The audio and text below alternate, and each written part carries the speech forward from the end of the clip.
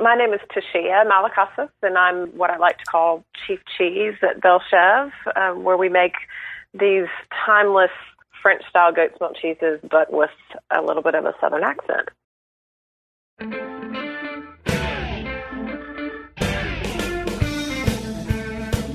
So I came into cheese making sort of accidentally. I've spent 15 years in the high-tech internet space and worked in Silicon Valley and New York and Philadelphia, but ended up finding Belle Chevre cheeses and realizing they were made in my home state of Alabama, and came home sort of in a midlife crisis and quit my job and decided I wanted to become a cheesemaker. So I worked for the founder of Belle Chevre for free for 6 months and learned the art of cheesemaking. And then in 2007, acquired the business, and voila, I'm a cheesemaker. So the brand, Belle Chevre, we take something very, very timeless, one of the oldest recipes probably in the world, and we play with it in a way that I think is modern and fun and capricious. So we enjoy what we do.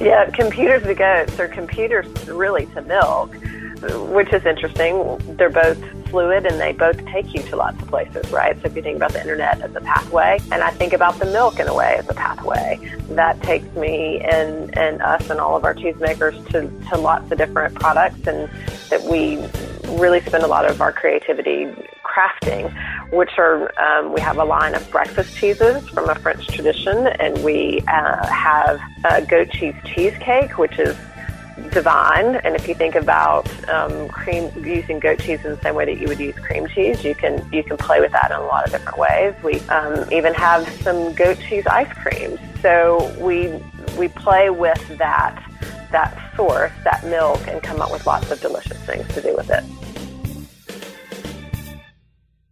We don't typically think of cheese when you think of Southern foods, right? If we think of cheeses made in America, we think Wisconsin or California, maybe. But mostly, I think when people think cheese, they think Europe, or at least that was my thought about it. But terroir, which is a French term, which wine makers refer to a lot about the climate and the soil and the area with which a wine is produced, or even a cheese, I think plays a big part in it. So whether it was a tradition that we've had in the southern United States for a long time or not, it's a beautiful place to make cheese, and wonderful cheeses come from that area. I also happen to think, too, that it's about the people that make it, and that you cannot distinguish between who's making it and the product that you have.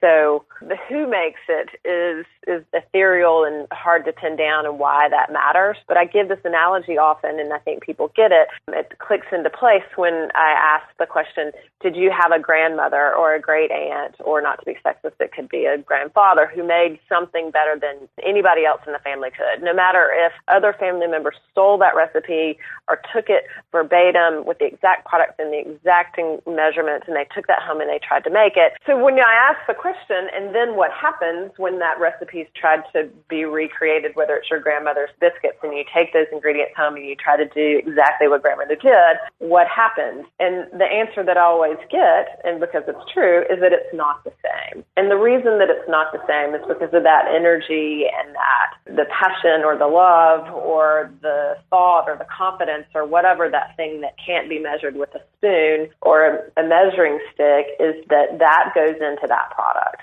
So one more analogy on that is Famous Amos cookies. I remember reading an article about Famous Amos. He said, look, our recipe is the same recipe that's on the back of the Toll House chocolate chip bag. It has nothing to do with the measurements and the ingredients, and everything to do with the spirit with which something is made. And I believe with my whole heart that the reason why our cheeses have received the awards and recognition that they have is because of who makes and what spirit we make it with.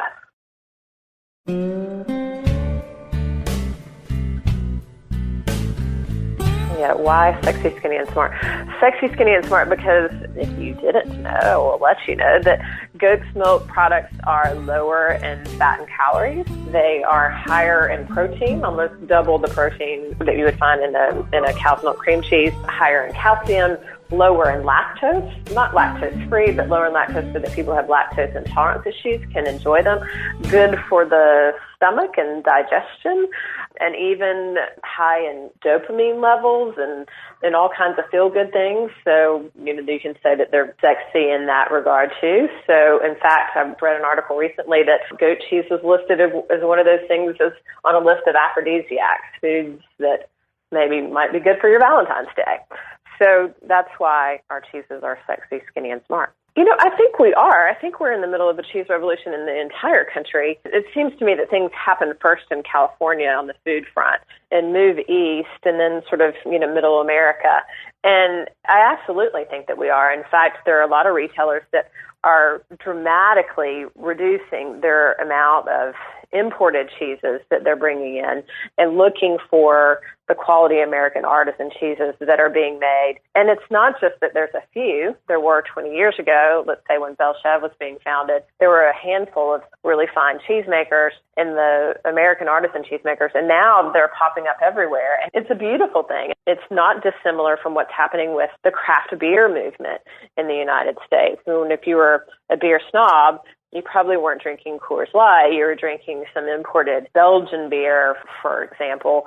But now Americans are making better beers, and they're making better cheeses in that regard. In the World Cheese Championships, a California brie won over a French brie. That's a big deal. Those are cheeses of origin that Americans are doing really great things with. And not only just that we're imitating these cheeses of origin, I think, in the United States, but we're doing what Americans do best, and we're innovating with these recipes, and we're crafting our own cheeses and putting our own styles on them, so new things are being born. So I appreciate that question about a cheese revolution, because I absolutely think that that's happening.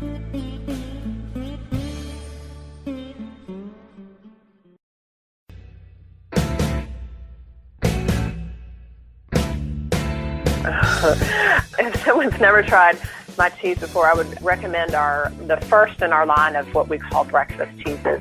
And it's a honey chèvre, or we call it Belle and the Bee's breakfast cheese. And the base is a fromage blanc, which is just this French or white cheese, which is this beautiful, creamy, fresh cheese in a spreadable format, and that we take and we stir in some wonderful southern Tupelo honey into, reminiscent of a tradition that the French have of turning a fromage blanc into a breakfast item. It's really delicious, and it is very versatile. So you can take that and put that on your toaster bagel in the morning, or turn that into a dessert cheese. So that is one of our most prized and certainly most enjoyed cheeses that we make.